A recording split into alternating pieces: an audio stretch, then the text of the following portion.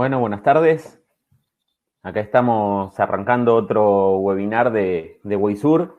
Veo que ya se conectaron bastantes, así que estamos esperando algún minutito para que terminen de conectarse todos, eh, para darles la bienvenida a ustedes, a todos los que se conectaron a horario. Ya vamos a empezar. Hoy en el webinar de hoy vamos a ver la continuación de lo que vimos en el webinar pasado. En el webinar pasado empezamos con todo lo que es medidas de control para mastitis en un rodeo lechero y sobre todo empezamos hablando de todo lo que es prevención y del impacto económico que tiene la mastitis en el rodeo lechero. La idea es que hoy podamos ver cuáles son las medidas de control y cómo podemos hacer para controlar la mastitis en el caso de que hayan fallado las medidas de prevención que intentamos adaptar en cuanto al webinar anterior. Así que bueno, ya tenemos bastantes conectados, así que vamos a ir directamente a la charla como para no demorarlos y bueno, voy a apagar la cámara, así los dejo que vean bien la presentación y empezamos con el tema de hoy.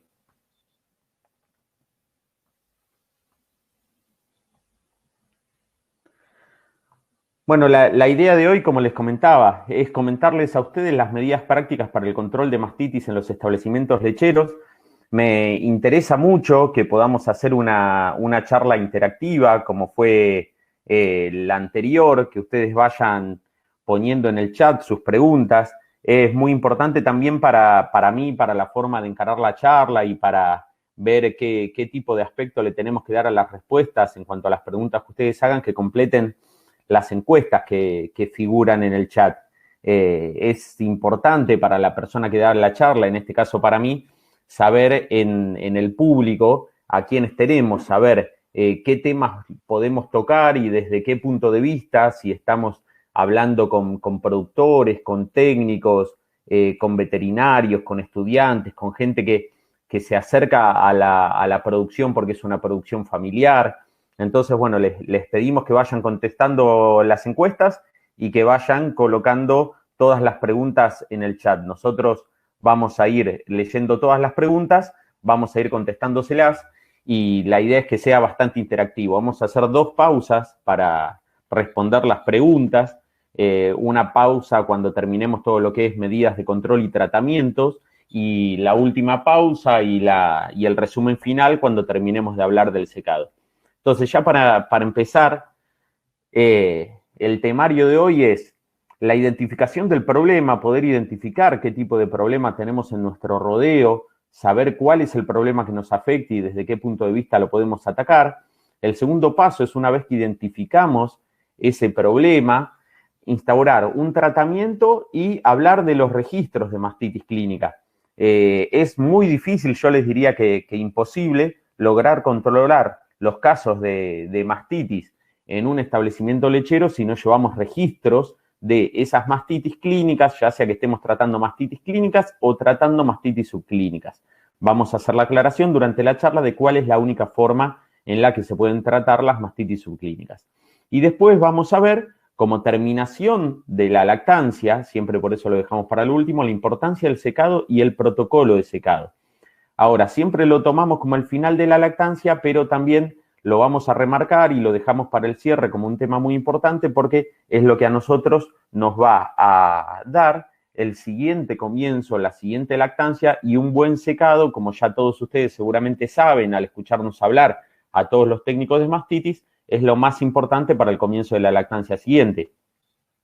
Entonces, como dijimos en el primer punto, es importante saber si tenemos un problema o no, saber si tenemos que cambiar o no para adaptarnos al problema que tenemos. Entonces, el primer punto sería establecer en conjunto, en equipo, entre las personas que trabajamos en esa producción lechera, si tenemos un problema, reconocer cuál es el problema y una vez que lo reconozcamos y lo tengamos identificado, establecer un plan de acción, ¿sí? El plan de acción va a llevar desde lo que es nuestra forma de trabajo, nuestro manejo general en el establecimiento, y también va a ser el primer paso para la instauración de un tratamiento exitoso, ¿sí? Si nosotros no reconocimos el problema y no establecemos un plan de acción total e integral para este caso, difícilmente podamos instaurar un tratamiento. ¿Por qué? Yo hablo de plan de acción y como uno solo de los puntos del tratamiento, porque a mí me ha pasado también en mi época de estudiante o cuando recién estaba arrancando a trabajar sobre calidad de leche, ir a las charlas o a cursos a donde se iba a hablar de mastitis y esperar encontrar una receta, encontrar que me dieran una fórmula de cuál va a ser el tratamiento que yo tengo que hacer en mi tambo, en mi lechería.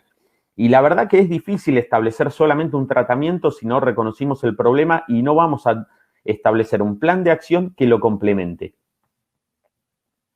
Ahora, un punto importante para empezar a darle claridad a cuál es el problema que tenemos nosotros en nuestra lechería es saber si nosotros tenemos una alta incidencia de casos clínicos o no, ¿sí? Y si tenemos un bajo porcentaje de curación. Eso es algo muy básico para el momento de que nosotros querramos empezar a instaurar un plan de acción. ¿Por qué? Cuando hablamos de alta incidencia de casos clínicos, yo pongo ahí más del 3 al 5% y uno podría decir, bueno, del 3 a un 5 o 6% estamos hablando de una diferencia muy grande, estamos hablando casi de un 100%. La verdad que eso va a depender mucho del tipo de explotación que tengamos. No es lo mismo si nosotros estamos hablando de un tambo, de una lechería con un sistema pastoril, así estamos hablando de una lechería, de una explotación lechera, a donde nosotros tengamos las vacas encerradas. ¿Por qué yo digo encerradas y no estabuladas? Porque en los distintos países, en los distintos sistemas productivos, que yo ya veía en el chat un poquito quiénes estaban conectados, muchos que los conozco de las distintas filiales de Weisur, tenemos distintos sistemas de encerrar a nuestros animales. Tenemos gente que encierra sus animales en sistemas dry lot. A veces esos sistemas de encierre no son tan secos como esperamos. Otras personas que estuve viendo ahí en el chat, que son gente que conozco que tienen los animales encerrados con cama de compost. Hay otros productores que conocemos que los tienen con camas de arena, en este caso, y en cada tipo de producción vamos a tener distintos desafíos. Nuestras vacas van a estar expuestas a distintos tipos de bacterias y eso es lo que nos va a dar esta diferencia en la incidencia de casos clínicos. Ahora, ¿por qué también es importante saber cuál es nuestra incidencia de casos clínicos? Porque nosotros podemos intentar correlacionar ese porcentaje de casos clínicos con nuestro conteo de células somáticas, ¿sí? ¿Por qué? Porque nosotros podemos tener un alto recuento de células somáticas y cuando vamos a nuestro registro de casos clínicos o consultamos con nuestro ordeñador por los casos clínicos, vemos que hay pocos casos clínicos, ¿sí? Entonces ahí ya podemos empezar a pensar que podemos tener dos tipos de problemas. O estamos fallando en la detección o tenemos un gran porcentaje de mastitis subclínica.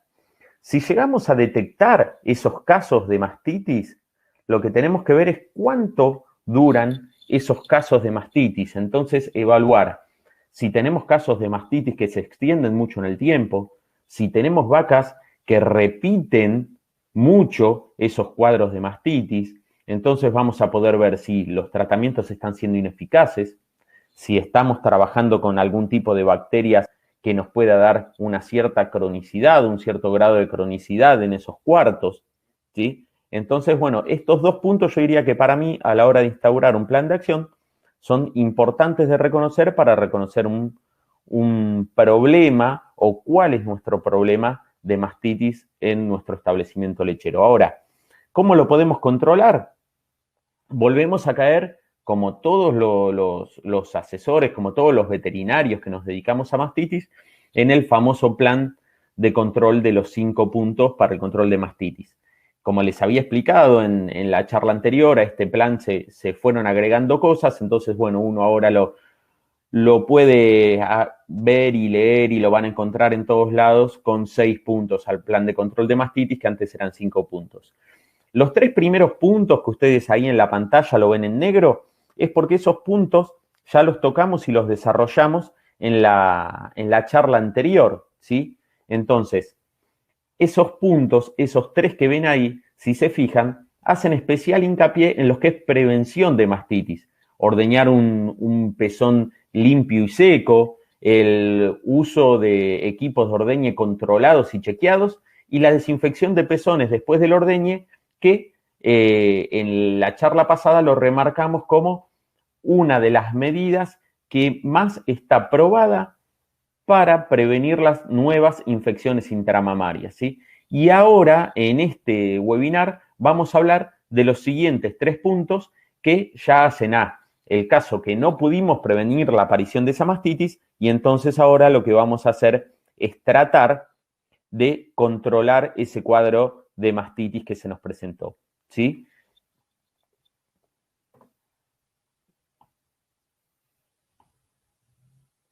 Ahora, para saber cómo vamos a empezar a trabajar con esas mastitis en cuanto a cómo vamos a instaurar los tratamientos, cómo vamos a controlar esos tratamientos, tenemos que decidir de una manera simple cómo vamos a clasificar esas mastitis, ¿sí? Si bien por el origen bacteriano nosotros podríamos pensar que deberíamos dividir a esas mastitis, como la dividimos siempre los que nos dedicamos a mastitis, en cuanto a mastitis de origen contagioso y de origen ambiental, a mí me gusta directamente empezar con la clasificación por severidad. ¿Por qué? Porque en la mayoría de los actos lecheros, de las lecherías, de los tambos, como le decimos en los distintos países que estamos participando acá, no tenemos la posibilidad de cultivar o de hacer cultivos rápidos de leche en la sala de ordeñes, ¿sí? En nuestro tambo. Entonces, la forma en la que vamos a poder clasificar o empezar a trabajar sobre esa mastitis con el ordeñador es en cuanto a la signología clínica. Ahora, esto es bien importante poder recalcarlo y hacer una clasificación muy, muy simple de las mastitis para que eso nos ayude a registrarlas y a poder saber si nuestros tratamientos están siendo efectivos o no. Ahora, si empezamos a clasificar entonces las mastitis por su signología clínica, las vamos a clasificar a las que son clínicas. Si clínicas quiere decir que la persona las puede ver, que el clínico, que la persona que está revisando esa vaca las puede ver, las vamos a dividir en leves, moderadas y severas o graves. Ahora, esta forma de clasificación se actuar entre todos, técnicos, veterinarios, productores, ordeñadores, sin riesgos a confusiones y que sepamos bien de qué tipo de caso de mastitis estamos hablando. Un caso de mastitis leve es una mastitis que solamente va a ver afectada la producción de leche. ¿Qué vamos a ver en esa producción de leche? Una alteración, tanto en el color, a veces solamente se ve una alteración en el color, una alteración que lleva a esa leche un aspecto más aguachento, un aspecto más diluido. A veces esa leche puede llegar a aparecer con un aspecto ceroso, o sea, un aspecto transparente, amarillento, y lo más común es que tengamos presencia de grumos, ¿sí? Alteraciones en la leche, a donde cuando despuntamos el animal, vemos grumos en esa leche. Esos grumos pueden ser desde grumos muy pequeños, ¿sí? Cuando son grumos muy pequeños, muchas veces son de aspecto filamentoso, muy fino, y en esas mastitis leves, luego del despunte, esos grumos no se suelen ver más. Ahora, eso no es normal, entonces ninguna de esas alteraciones nosotros las tenemos que considerar normal. Es una consulta que recibo muy a menudo. ¿Qué hago si saco grumos y leche alterada con los primeros chorros de leche y después la leche empieza a salir normal? Bueno, la leche debería salir normal en todo momento. Si nosotros encontramos grumos o esa alteración de la leche en los primeros chorros, no es que la vaca no tiene mastitis, sino que estamos ante un cuadro de mastitis leve. En los casos de mastitis moderada, ya empezamos a ver, además de alteración en la coloración de la leche y presencia de grumos, empezamos a ver tumefacción, calor y dolor. ¿Eso qué quiere decir? Empezamos a ver inflamación, empezamos a notar que el cuarto está caliente, empezamos a notar que esa vaca tiene cierto malestar en ese cuarto, ¿sí? Y podemos notar el dolor al momento que nosotros la despuntamos o al momento que nosotros trabajamos con ese cuarto, ¿sí? Entonces, es importante que ya clasifiquemos a una vaca donde notamos inflamación en su cuarto, donde notamos calor y dolor, lo clasifiquemos como una mastitis moderada. Y una mastitis grave es cuando ese cuarto está muy afectado, cuando hay una inflamación muy manifiesta y además puede llegar a afectar en cuadro general al animal, ¿sí? Afectar el estado general del animal. ¿Por qué? Y porque normalmente, además de subir la temperatura en ese cuarto, que nosotros notemos la temperatura del cuarto alterada, el animal va a tener su temperatura alterada y va a presentar un cuadro febril, ¿sí? Entonces, desde ese punto, nosotros vamos a tener que empezar a trabajar para controlar el estado general del animal. Y otro tipo de mastitis, que ahí lo ven destacado con otro color, es la mastitis subclínica. ¿Por qué la vamos a dejar aparte en cuanto al tratamiento? Porque la mastitis subclínica solamente la deberíamos tratar en el caso de que nosotros tuviéramos algún resultado de cultivo. ¿Por qué? Porque dijimos que la mastitis subclínica, ya hablamos mucho de mastitis subclínica en el webinar anterior, dijimos que la mastitis subclínica era una alteración en cuanto al recuento de células somáticas y no notábamos ningún otro tipo de signología. Ahora, ese incremento del recuento de células somáticas no siempre nos dice que haya una bacteria viva en ese momento en la ubre. Entonces, si nosotros no tenemos la confirmación de laboratorio de que hay bacterias vivas en ese cuarto, no tenemos un aval, no tenemos un justificativo como para poder darle un antibiótico, ya sea en forma intramamaria o en forma parenteral, que quiere decir inyectable, al animal, ¿sí? Ahora, antes de empezar a hablar de los tratamientos, es importante que veamos o que repasemos cuáles son las pérdidas asociadas a mastitis. ¿Por qué repasamos las pérdidas? Porque ahora vamos a hablar de los tratamientos y normalmente se habla mucho de cuáles son los costos asociados al descarte de leche por los tratamientos y la importancia del costo de los medicamentos. Si ustedes se fijan, el mayor porcentaje, ahí van a ver que el 64% les indica que es pérdida por baja en la producción de leche. O sea, un caso de mastitis, lo que más nos da es pérdida por baja en la producción, ¿sí? Una vaca que está produciendo una X cantidad de leche al día anterior de enfermarse o de presentar los signos de mastitis, empieza durante el cuadro de mastitis a bajar su producción y lo peor o lo más importante para que ustedes recuerden es que esta pérdida de leche no se asocia solamente al tiempo que dura el cuadro de mastitis. Una vez terminado el cuadro de mastitis, una vez dada de alta, esa vaca difícilmente logre producir lo mismo que estaba produciendo antes del cuadro, ¿sí? Por lo tanto, lo importante es prevenirlo y al momento de tratar siempre es mejor tratar lo más rápido posible los cuadros de mastitis. Si se fijan ahí, la reducción de la producción, entonces dijimos, es un 64% y vamos a estar hablando de que el descarte de leche durante el tratamiento no llega al 14% aproximado de las pérdidas económicas de mastitis y entre servicios de veterinario y medicamentos estamos en un 7%. O sea, del costo de mastitis, los medicamentos se están llevando solamente un 6%. Entonces, ahora que sabemos cómo está repartido esos costos relacionados a la mastitis, vamos a ver cómo son los tratamientos, ¿sí? Ahora, vamos a arrancar por lo que son las mastitis clínicas leves, ¿sí? Las mastitis clínicas leves son las que nosotros recién habíamos catalogado como mastitis en las que solamente encontramos grumos leves, no vamos a encontrar una alteración de la leche muy severa, no vamos a encontrar alteraciones de inflamación del cuarto y mucho menos vamos a encontrar alteraciones generales del animal, ¿sí?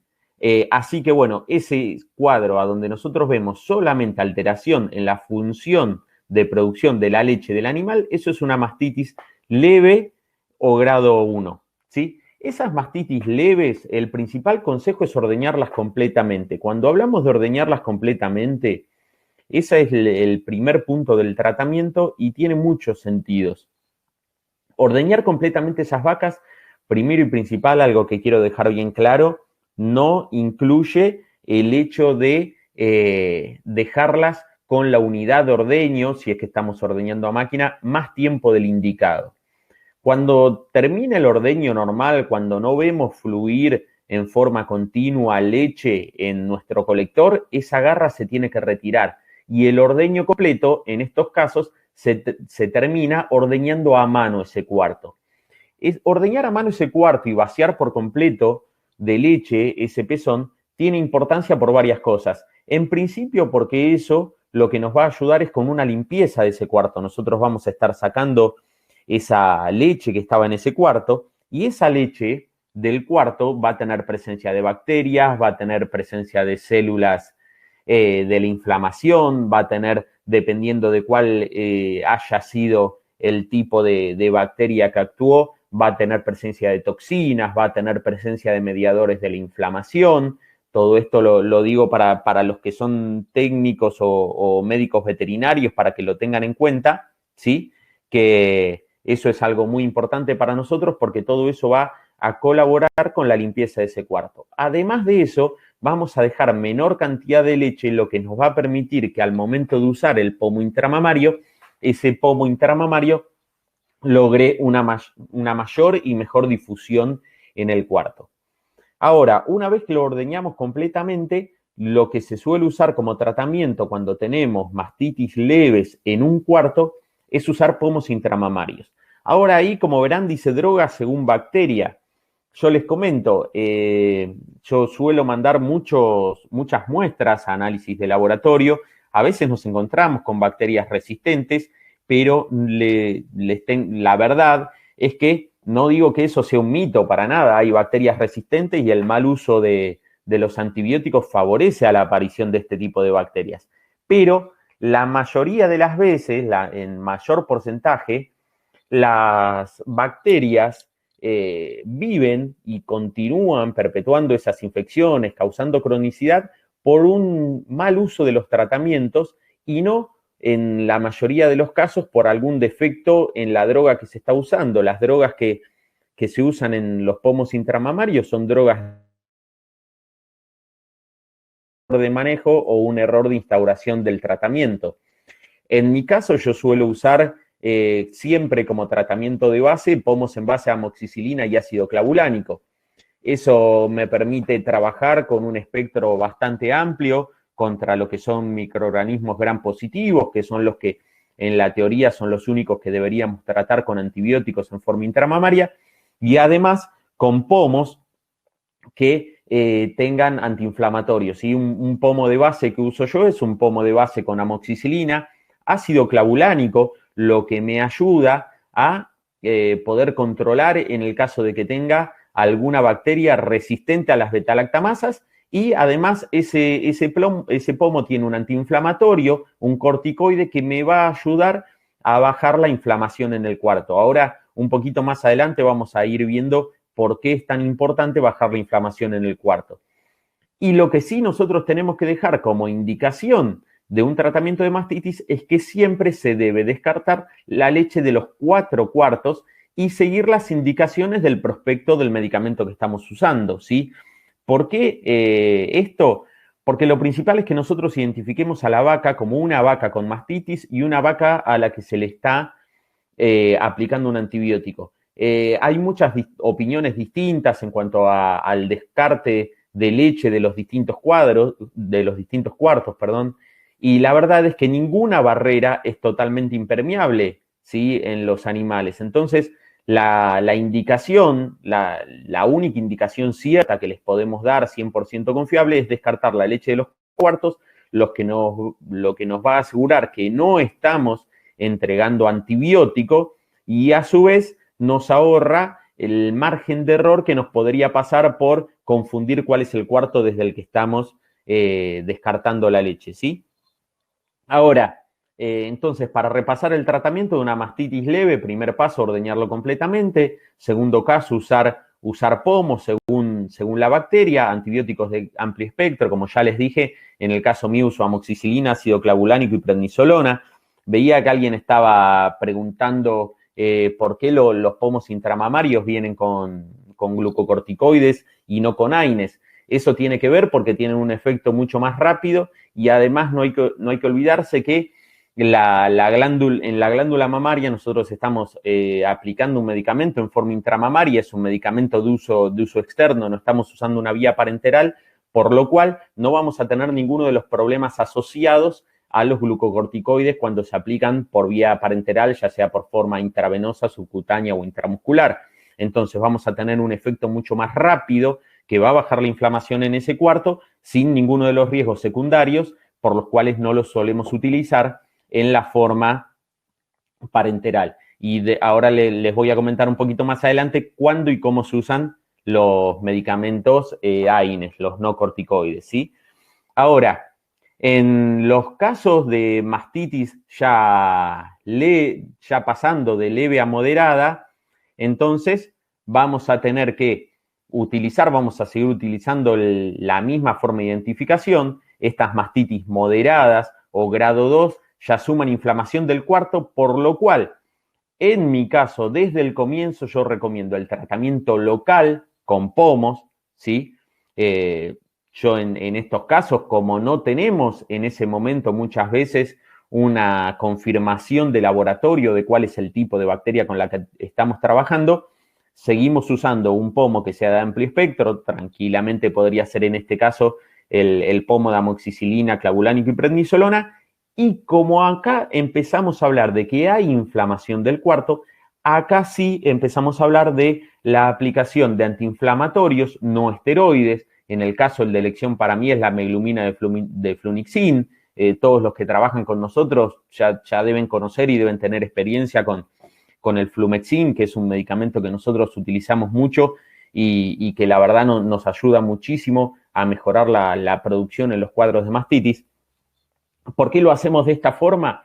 Porque cuando hablamos de inflamación del cuarto, ya lo que estamos hablando es que tenemos varios tipos de tejido comprometidos. No solamente hay inflamación del tejido secretor, sino que ya tenemos una inflamación del parénquima mamario. Ahí sí, junto con el tratamiento local con pomos, podemos empezar a aplicar en forma parenteral, en este caso intramuscular, la meglumina de Flumixin, ¿sí? Ahora nos detenemos, no seguimos con el tema del antiinflamatorio porque lo vamos a ver directamente en la próxima diapositiva, ¿sí? Pero, entonces, para las mastitis moderadas, pomo con antibiótico y empezamos con la instauración de un tratamiento antiinflamatorio. En el caso de que no tuviéramos respuesta clínica a un tratamiento, ¿sí? Lo que se puede usar y agregar a este tipo de tratamientos son antibióticos parenterales, según la indicación del uso. Los antibióticos parenterales los vamos a usar para dos casos principalmente. Cuando el cuadro de mastitis no se revierte con el uso del tratamiento local con pomos y antiinflamatorios, y el otro caso para el cual vamos a mantener el uso de un antibiótico parenteral es para cuando tenemos varios cuartos afectados. ¿Sí? Una pregunta muy común es, cuando tenemos varios cuartos afectados, tenemos 2, 3 cuartos afectados, ¿qué usamos? En ese momento sí sería de elección instaurar un tratamiento en forma parenteral. Ahora, ¿qué tipo de antibiótico vamos a usar? Normalmente, salvo antibióticos de muy amplio espectro, no solemos recomendar en las charlas. ¿Por qué? Porque dependemos mucho de qué tipo de bacterias estamos trabajando, ¿sí? Ahora, yo normalmente si trabajo con un pomo en base a amoxicilina y clavulánico, en forma de tratamiento local, de forma intramamaria, suelo trabajar en forma parenteral también con amoxicilina, ¿sí? Entonces, lo que hago es un tratamiento complementario que a mí me va a ayudar a llegar a la glándula mamaria por distintas vías y a la distinta profundidad de los tejidos. ¿Se pueden usar otros antibióticos en forma parenteral? La verdad es que sí, se pueden utilizar otros antibióticos. Por ejemplo, yo en muchos casos, y creo que es un antibiótico que todos lo hemos usado en algún momento, es la tirosina, los macrólidos para tratar mastitis, sobre todo cuando teníamos mastitis por Staphylococcus aureus y que afectaban a más de un cuarto de esa vaca, ¿sí? Ahora, lo que se debe tener mucho cuidado cuando instauramos este tipo de tratamientos es cuáles son las recomendaciones de descarte de leche de acuerdo a las recomendaciones del antibiótico que nosotros estemos usando, ¿sí? Ahora, por eso recordamos, antibióticos en forma intramamaria con pomos y antiinflamatorios inyectables, no esteroides, como es el caso del Flumexin, en el caso de que tengamos mastitis moderadas. Y agregamos el uso del antibiótico parenteral cuando no tenemos resultado en el tratamiento de esta mastitis, si es en un solo cuarto, o en el caso de que la mastitis se presente en varios cuartos a la vez, ¿sí? Ahora, les dije que habíamos cortado con la presentación y con los comentarios en cuanto a los antiinflamatorios no esteroides en la diapositiva anterior. ¿Por qué? Porque la verdad que yo quería detenerme un momento porque me parece algo muy importante, algo que todos tenemos ya instaurado en nuestra forma de trabajar, es que sí o sí, para el tratamiento de una mastitis es necesario la instauración de un tratamiento antibiótico, ¿sí?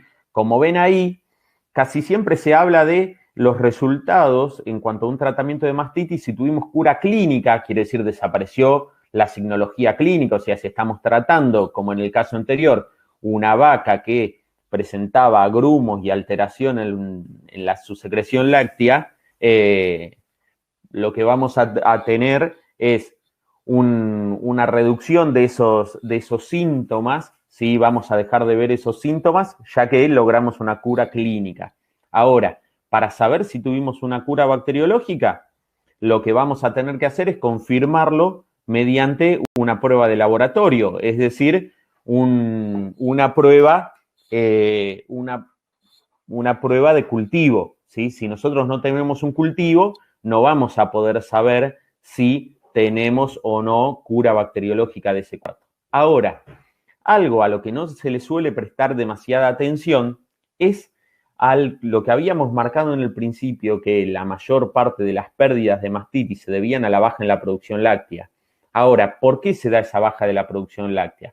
Por la inflamación que tenemos en ese cuarto y por la presencia de toxinas que tenemos en ese cuarto que no nos va a nosotros permitir un funcionamiento normal y una secreción normal de ese cuarto, ¿sí? Entonces, ahí es a donde empieza la importancia de instaurar junto con el tratamiento antibiótico el tratamiento en base a antiinflamatorios. ¿Por qué elegimos los tratamientos con antiinflamatorios en base a AINES?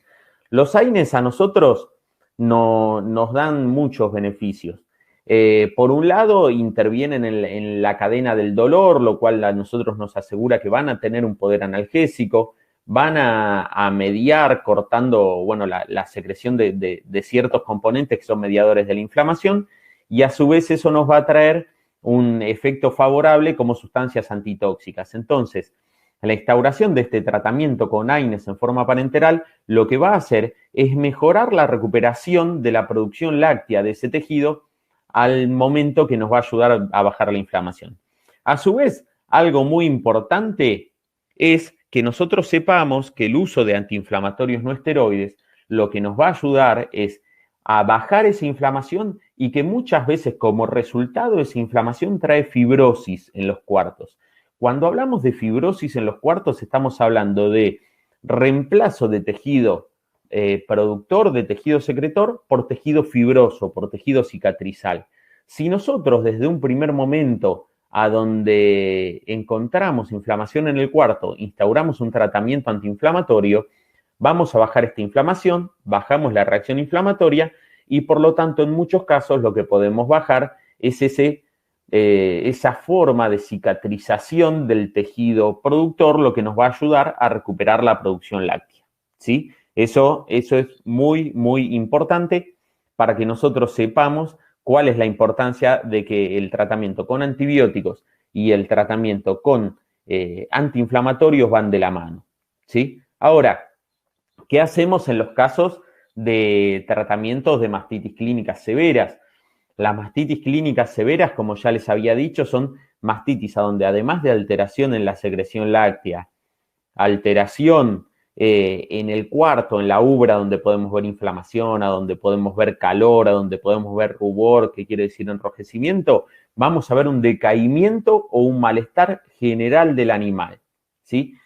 En muchos casos, no seguimos hablando de que no podemos asegurar que sea en todos los casos, estos tipos de mastitis suelen producirse por bacterias gram negativas y en la mayoría de los casos por bacterias del tipo de las coliformes, ¿sí?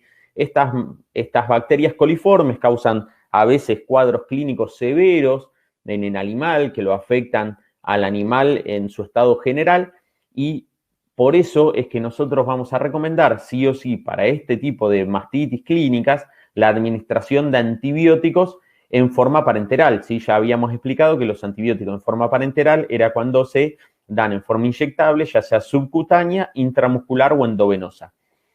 El antibiótico de elección para todas las producciones lecheras es el Ceftiofur en estos casos. ¿Por qué? Porque tiene un excelente espectro de acción contra lo que son bacterias gram negativas, ¿sí? Un excelente espectro de acción contra los coliformes y ese espectro de acción nos va a asegurar no tener un problema general del animal y poder bajar la presencia de estas toxinas y el cuadro de endotoxemia que se suele presentar además del cuadro febril en el animal, ¿sí? Por otro lado, el Ceftiofur es un antibiótico que nosotros lo vamos a poder aplicar y vamos a poder instaurar un tratamiento y continuar ese tratamiento ya que no tiene descarte en leche y entonces nos va a permitir hacer un tratamiento prolongado en el que nosotros nos quedemos tranquilos de haber sacado al animal de ese cuadro general sin correr ningún riesgo mayor, ¿sí? Ahora, también en este caso, este Ceftiofur o el antibiótico que nosotros hayamos elegido para instaurar este tratamiento general va a ir acompañado de antiinflamatorios del tipo de los AINES, o sea, no corticoides, como ya habíamos hablado del flunixin, y también vamos a trabajar en muchos casos con oxitocina. ¿Por qué trabajamos con oxitocina en estos casos o por qué muchos recomiendan trabajar con oxitocina en estos casos? El dolor que tiene el animal en el cuarto, la inflamación que tiene el animal en el cuarto, nos va a impedir que se desarrolle de forma natural y de forma rápida el reflejo de bajada de la leche, ¿sí? El animal al tener dolor no va a tener una reacción placentera al estímulo, además seguramente va a estar nervioso, va a estar incómodo, va a tener inflamación, entonces no vamos a tener una buena secreción o una buena liberación de oxitocina. ¿Cómo hacemos para suplantar esto? Inyectando oxitocina nosotros. Normalmente se usa cuando no podemos tener un reflejo de la bajada de la leche normal en este tipo de animales, ¿sí? Y estos tres medicamentos de los cuales estamos hablando acá, un antibiótico en forma parenteral, un antiinflamatorio del tipo de los no corticoides y oxitocina, no quiere decir que no vayamos a trabajar con un pomo intramamario, ¿sí? El pomo intramamario siempre lo tomamos de base. ¿Y por qué dejamos para lo último? En este caso ponemos ahí una terapia hidroelectrolítica por varias causas. Primero, porque el animal está cursando por un cuadro febril. Ese cuadro febril puede hacer que nuestro animal se deshidrate. Además, ese animal seguramente no está comiendo y no está tomando agua en la forma indicada o por lo menos en la forma óptima. Entonces nosotros vamos a necesitar, en muchos casos, si el animal está deshidratado, cubrir esa necesidad de hidratación en forma parenteral, ¿sí? Entonces, ahora, para no irnos de esta plaquita, alguien preguntaba por qué el Ceftiofur vía parenteral. El Ceftiofur se encuentra en distintas preparaciones y en distintas formas. El Ceftiofur forma parte de pomos intramamarios para el tratamiento, especialmente cuando estamos pensando que vamos a tratar mastitis por gram negativos, entonces lo podemos administrar en forma intramamaria, pero eso lo tenemos que hacer solamente cuando estamos trabajando con un pomo intramamario en base a Ceftiofur, ¿sí? Cuando nosotros lo que queremos prevenir es el cuadro general del animal, vamos a trabajar con el Ceftiofur vía parenteral porque el cuadro que se nos está presentando a nosotros nos indica que esas coliformes pueden llegar a pasar a la circulación, con lo cual nos van a traer a nosotros un problema general del animal. Cuando nosotros estamos tratando con Ceftiofur de forma parenteral, lo que estamos hablando es del cuadro general del animal y no de las bacterias que tenemos en la luz de nuestra glándula. Por eso les aclaraba que cuando usamos Ceftiofur por vía parenteral para tratar el cuadro general del animal, eso no quiere decir o no nos saca del hecho de instaurar un tratamiento con pomos intramamarios específicos para el caso de mastitis que nosotros estemos pensando tratar, ¿sí? Ahora, ahí creo que está la respuesta en cuanto al Ceftiofur y creo que también respondimos la pregunta que había en cuanto al porqué del uso de la oxitocina. El uso de la oxitocina, en principio, es para poder reemplazar ese eje que tenemos interrumpido de la bajada de la leche y de la liberación de oxitocina por el estado de estrés y de dolor del animal al presentar un caso de mastitis clínica de moderada a severa, ¿sí? Ahora, ninguno de estos tipos de tratamientos va a ser efectivo si nosotros no lo registramos y no sabemos qué tipo de resultado nos está dando, ¿sí? Esta es una planilla muy común de registro de tratamientos de mastitis, ¿sí? A donde, como ustedes ven, lo importante es que se ponga el número del animal, el cuarto que estamos tratando, el tratamiento, marca y droga que se está utilizando, la fecha a la que se comenzó el tratamiento y la fecha del último tratamiento, ¿sí? Si no tenemos la fecha del primer tratamiento, no podemos saber cuándo vamos a estimar que ese tratamiento se debería terminar. Y por lo tanto, tampoco vamos a saber cuál es la fecha de liberación, o sea, la fecha que nosotros damos de alta a la vaca y que esa leche puede volver a ir al tanque, ¿sí? Entonces, como ven, es algo lineal. Necesitamos saber cuál es el animal que tenemos enfermo para poder registrar el cuarto, registrar qué drogas vamos a dar para saber qué tratamiento vamos a instaurar, finalizarlo, liberar esa vaca y darla de alta, ¿sí? Con la planilla de registro de tratamientos, recién ahí terminaríamos lo que es un tratamiento de mastitis y lo que nosotros esperamos. Ahora, algo que tenemos que tocar acá antes de irnos a la próxima diapositiva y cambiar de tema es algo que yo veía que preguntaban muchos en cuanto a la duración de los tratamientos.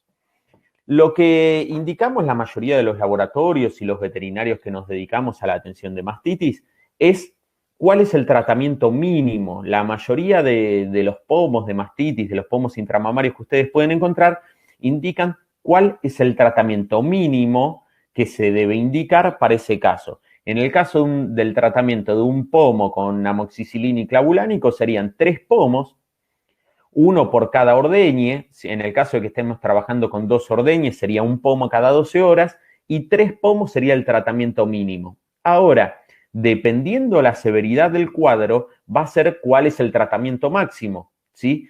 Si yo trato una vaca con 3 pomos y esa vaca viene remitiendo su cuadro, pero ese cuadro todavía no remitió por completo, es mucho más efectivo instaurar un tratamiento prolongado, o sea, prolongar ese tratamiento, aplicar un pomo más, que cortar ese tratamiento, esperar a ver si la vaca se cura o no. Seguramente no tengamos una cura bacteriológica y ese cuadro es un cuadro que puede volver a presentarse en algunos días o volver a agudizarse luego de que nosotros cortamos el antibiótico.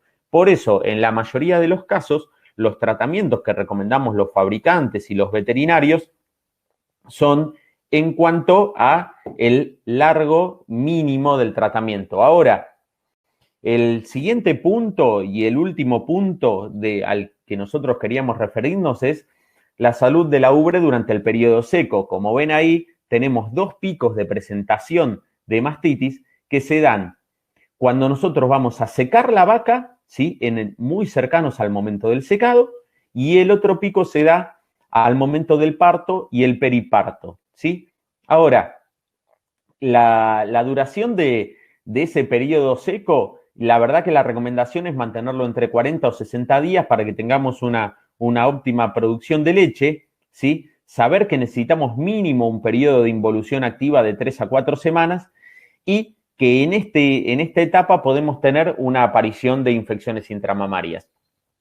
¿Por qué yo les pongo esta foto? Porque muchas veces yo me encuentro vacas en el preparto en este estado, ¿sí? Entonces, nosotros tenemos que saber que si bien el momento del periodo de seca de la vaca, nosotros lo vamos a pensar para curar a la vaca de cualquier tipo de bacteria que pueda haber arrastrado y no la curamos durante la lactancia, también tenemos que prevenir la aparición de mastitis del tipo ambiental, ¿sí? Recién a partir del 7º día vamos a tener por lo menos el 50% de los pezones cerrados y con una buena cantidad de queratina como para que impida la entrada de bacterias, ¿sí? Ahora, lo que nosotros vamos a hacer para tratar de manejar una vaca seca es, primero y principal, tratar con pomos con antibiótico todos los cuartos de todos los animales una vez terminada la lactancia, ¿sí? Nosotros vamos a tratar cada cuarto con la aplicación de un pomo antibiótico, ¿sí? Al momento de terminada la lactancia, que eso nos va a ayudar a controlar la mastitis, ayudándonos a controlar los patógenos contagiosos que pudieran estar en esa glándula al terminar la lactancia, pero también nos va a ayudar a prevenir las infecciones causadas por patógenos ambientales, por lo que comentamos recién, porque los cuartos, cuando nosotros decidimos secar esas vacas, todavía no están cerrados en forma eficiente y esas vacas suelen ir a lugares que suelen estar muy contaminados. Este tratamiento de vacas secas nos da muchos beneficios porque es el único momento donde nosotros podemos tener a las vacas en contacto durante un tiempo prolongado y en una concentración alta con los antibióticos intramamarios, ¿sí? Si nosotros durante ese tiempo impedimos que se desarrollen mastitis, nos va a permitir a todos los tejidos desarrollarse de forma óptima antes del parto para poder iniciar una lactancia en la forma indicada. Y además, como estamos tratando todos los cuartos, es un momento a donde tenemos un margen de error mucho más chico en cuanto a que haya algún cuarto que tenga presencia de bacterias y que nosotros no lo estemos tratando, ¿sí? Por eso es el momento a donde es conveniente sí o sí tratar todos los cuartos. Ahora, un tema que en la mayoría de los países, en las explotaciones lecheras ya está adoptado, es que el tratamiento, el ordeño debe detenerse abruptamente, ¿sí? Yo todavía cruzo en algunos lugares, algunas consultas, porque nos siguen preguntando si se puede ordeñar a la vaca un ordeño sí, un ordeño no, ordeñar día por medio hasta que baje su producción láctea. Sigue siendo para todos nosotros hoy en día como aceptable la recomendación de detener el ordeño en forma abrupta, ¿sí? Es decir, el día en el que yo decido que voy a secar mis vacas, ese día detengo el ordeño y esa vaca no se vuelve a ordeñar hasta después del parto, ¿sí? Entonces, luego de su último ordeño, vamos a desinfectar los pezones y vamos a aplicar los pomos intramamarios con antibióticos. ¿Con qué tipos de antibióticos trabajamos hoy?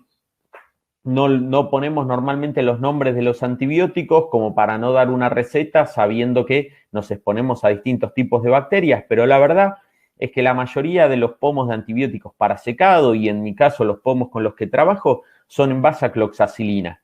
La cloxacilina es una droga de la familia de las penicilinas, de las cuales encontramos muy poca, o yo les diría nula resistencia. Yo todavía al día de hoy no he tenido de ningún informe ni de ningún cultivo que haya hecho ninguna notificación de resistencia a la cloxacilina.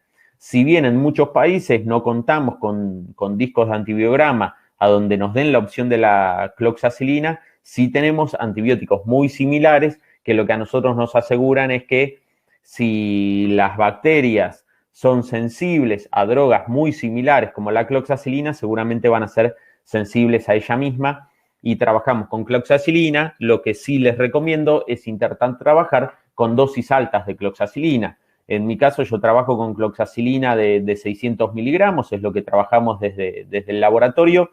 ¿Por qué utilizamos cloxacilina de 600 miligramos?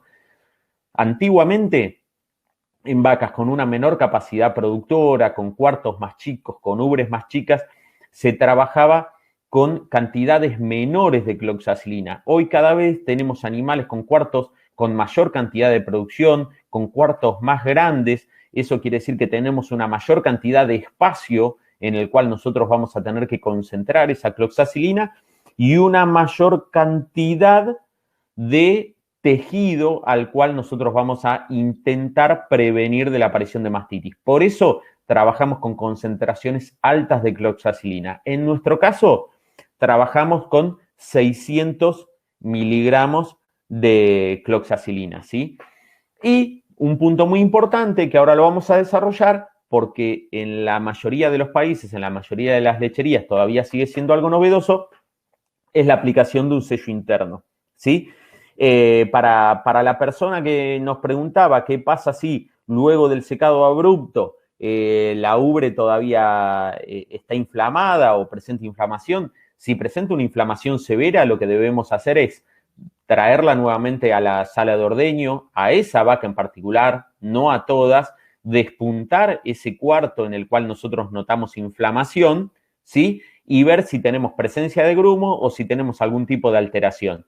Si llegamos a tener presencia de grumos, o sea, tenemos una mastitis clínica en ese momento del animal, se instaura el tratamiento para una mastitis clínica, se ordeña ese cuarto, cuando termina el tratamiento, a ese animal se lo seca y se le coloca de nuevo pomos de secado y se va al secado. Muchas veces lo que no hay que confundir es inflamación con el hecho de que esa ubre esté cargada de leche y todavía no haya cesado su capacidad productora, ¿sí? Por eso hablábamos de que el periodo de involución de ese cuarto y de baja de la secreción láctea dura varios días, ¿sí? Ahora, el sello interno es el último punto en cuanto a la prevención de aparición de mastitis durante una lactancia. ¿Qué es el sello interno? Es un producto, una sustancia inerte. Para que ustedes tengan una idea, es una pasta, ¿sí? Es una sustancia que nos va a permitir a nosotros formar un tapón compacto, ¿sí? En la cisterna del pezón. Por eso, yo ahí les pongo del lado izquierdo, ustedes tienen la figura de cómo es el pezón y su cisterna, ¿sí? Nosotros lo que vamos a hacer, como ven en la foto de la derecha arriba, es introducir la cánula. Ese pomo es un sello interno, ese es nuestro ultrasil, que es en base a subnitrato de bismuto, es una sustancia inerte que va a permanecer ahí durante todo el periodo de secado de la vaca.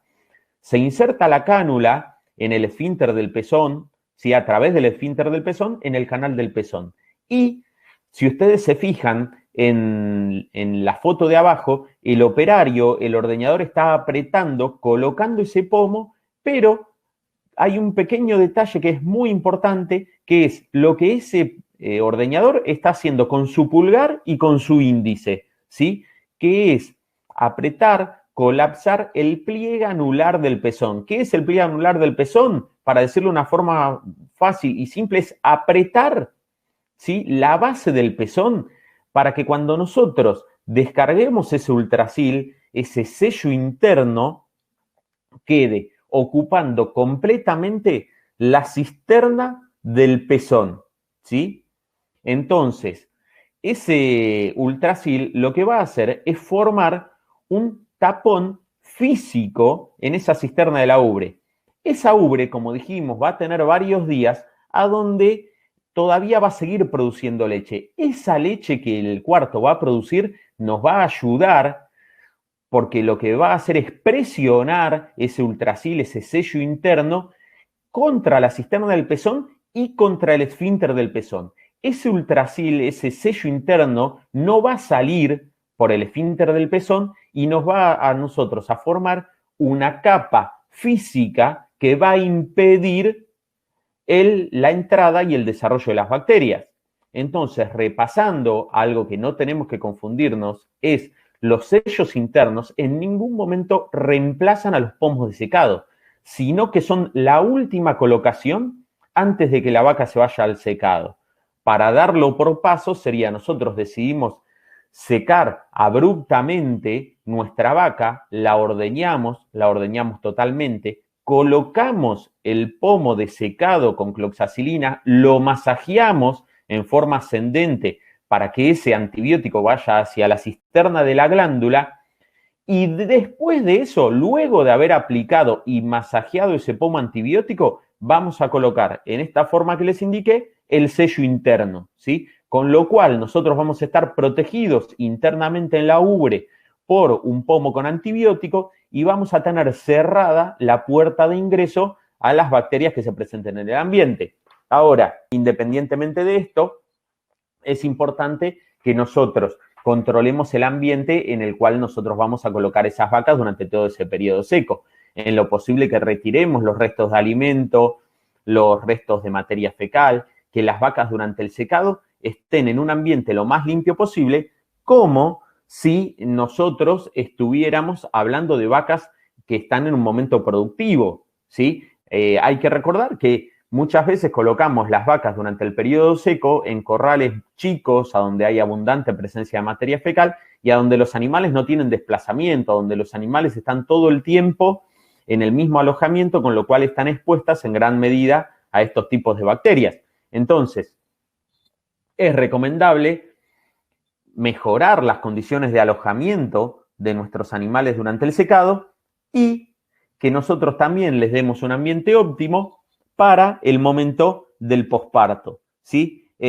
A mí lo que me gusta es dar una especial atención en cuanto a lo que es mastitis en el periparto, empezar a revisar las vacas por lo menos entre 24 horas antes del parto y hasta las 24 horas posparto, tomarlo como un periodo crítico del periparto, ver las vacas que ya muchas veces están secretando calostro por presión porque tienen sus ubres muy cargadas, ver que no estén desarrollando mastitis, que les demos una atención especial, sobre todo durante los primeros 21 días. ¿Por qué? Durante estos primeros 21 días de lactancia, la vaca va a estar recomponiendo desde su sistema digestivo hasta su sistema inmune y su sistema productor de leche, por lo cual en este periodo es donde se suelen presentar la mayor cantidad de casos de mastitis clínica. Y si se dan cuenta, en esta charla abarcamos toda la lactancia, empezamos hablando de cómo tratar las vacas durante una lactancia, hablamos de la importancia del secado y es un ciclo que se vuelve a repetir porque acá ya estamos hablando luego del secado de la nueva lactancia y por eso necesitamos que esas vacas la comiencen de mejor manera. Con eso terminamos ya lo que estábamos hablando en cuanto al periodo de secado. Ahora me quería dedicar unos minutos a las preguntas, primero para agradecerles a todos que están en la charla y porque me parece que hay algunas preguntas que son muy interesantes. Entonces queríamos dedicarle unos minutos. Si tienen algunas preguntas más, las puedes dejar en el chat. Para ir por orden de las preguntas que todavía no respondimos, acá nos consultaba Oscar en cuanto a la difusión del Ceftiofur parenteral. Por eso hicimos la aclaración. El Ceftiofur vía parenteral tiene poca llegada a la ubre y se concentra muy poco en la ubre. De hecho, nosotros tenemos desde Weisur hechos numerosos estudios. Sabemos que vamos a tener una concentración de entre 17 y 20 partes por billón en la leche. Por eso es que nosotros no esperamos, Oscar, tratar la mastitis clínica en el cuarto con el Ceftiofur en vía parenteral. El Ceftiofur por vía parenteral lo hacemos para cuidar el resto del cuerpo del animal, para hacerlo en una explicación bien gráfica, ¿sí?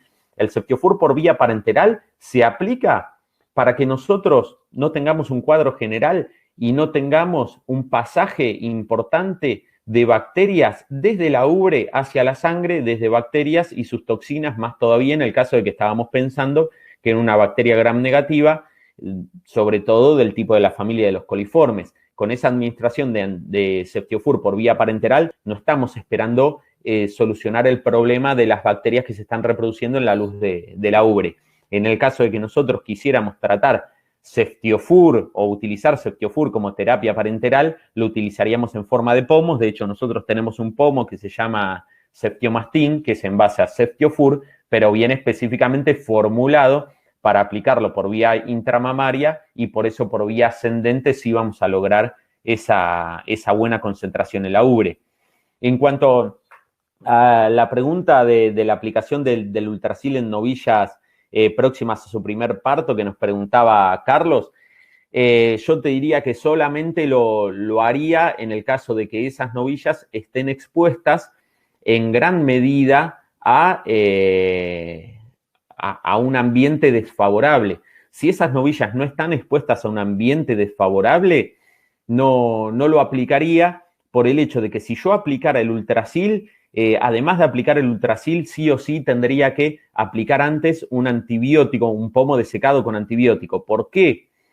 Porque yo corro el riesgo al aplicar ese Ultrasil, que es una sustancia inerte, no posee antibióticos, de llevar bacterias hacia el interior de la ubre en forma iatrogénica, es decir, sin querer, por error, al colocar la cánula del pomo en el canal del pezón, yo puedo estar arrastrando hacia el interior de la ubre suciedad que se encontraba en ese canal, bacterias que se encontraban en ese canal, y yo lo que estoy colocando en esa cisterna del pezón es una sustancia inerte, no es un antibiótico. Entonces yo tendría que colocar un antibiótico en ese pezón antes de colocar el Ultrasil. Pero si yo coloco un antibiótico en ese pezón antes de colocar el Ultrasil, y eso lo hago previo al parto de esas vaquillas, si tuve pocos días hasta el parto, lo que voy a tener es un gran descarte de antibiótico al momento del parto. Entonces me trae una serie de problemas que la verdad, salvo que esas novillas estén expuestas a un ambiente muy, muy desfavorable, lo mejor sería mantenerlas en un ambiente limpio, de bajo riesgo para la infección intramamaria y que las controlemos al momento del periparto, ¿sí? Es decir, a esas novillas no sería la primera elección colocar un Ultrasil porque tendría que colocar también un antibiótico intramamario y eso me podría traer problemas de descarte de antibióticos, ¿sí? Ahora, en cuanto a otras preguntas, nunca utilicé cloruro de sodio por vía intramamaria. Si bien se sabe que eso podría inhibir o bajar el desarrollo bacteriano en algunos casos, ¿sí? En el caso de, como nos pregunta Matías, de los tratamientos con antibióticos en vía parenteral, en mi caso, en la mayoría de los casos, lo hago en forma complementaria al pomo de amoxicilina y ácido clavulánico, entonces trabajo con amoxicilina en forma parenteral. Si son varios cuartos y no estoy trabajando con un antibiótico por vía intramamaria, podría trabajar con tilosina, ¿sí? Con macrólidos, podría trabajar con enrofloxacina. Esos serían mis antibióticos de elección. Si bien hay mucha gente que ha publicado mucha cantidad de estudios tratando con penicilinas en grandes cantidades, dependiendo cuál sea el tipo de bacterias que estábamos hablando. Y por ahí una pregunta que fue hace un ratito, pero que me la guardé como última para responder, alguien que preguntaba en cuanto al cultivo de nuestras vacas próximas al secado. Ojalá eso es a lo que uno apunta, a que cultiváramos nuestras vacas para poder saber contra qué tipo de bacterias estamos trabajando y eso a nosotros nos ayudaría a saber cuáles son las mejores medidas que podemos tomar para la prevención y cuáles son los mejores antibióticos y tratamientos que podríamos elegir para tratar las que ya están enfermas, ¿sí? Así que bueno, con esto terminamos la charla. Les quiero agradecer a todos los que se quedaron, agradecerles por el interés que demostraron en la charla, en todos estos webinars. Y vamos a tener en cuenta ahí las encuestas, todo lo que ustedes comentaron para los tiempos y los temas que vamos a tratar, ¿sí? Así que bueno, Desde Weisur les agradecemos a todos por la participación y pueden dejarnos por acá cualquier otro tipo de preguntas o pueden escribirnos a cualquiera de nuestras redes sociales o a nuestra página, a weisur.com, para que nos comuniquemos por ahí y podamos responderles cualquier tipo de duda. Así que bueno, los dejo y muchísimas gracias a todos.